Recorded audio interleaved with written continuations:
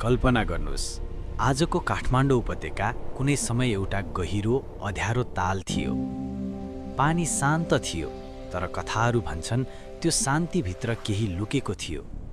मानिस होइन, नागहरूको बास भनेर चिनिने त्यो ताललाई हेरेर महामञ्जुश्री यहाँ आइपुगेको जनविश्वास छ।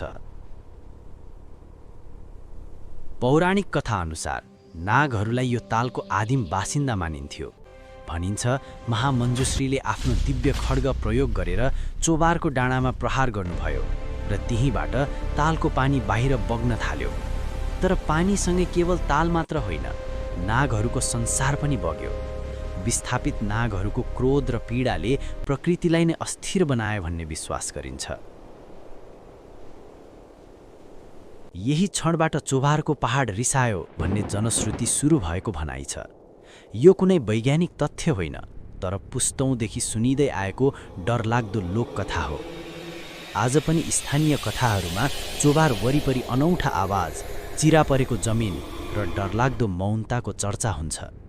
वैज्ञानिकहरू यस क्षेत्रलाई भूगर्भीय रूपमा संवेदनशील मान्छन्, तर लोककथामा नागहरूको आत्मा अझै शान्त नभएको भनिन्छ।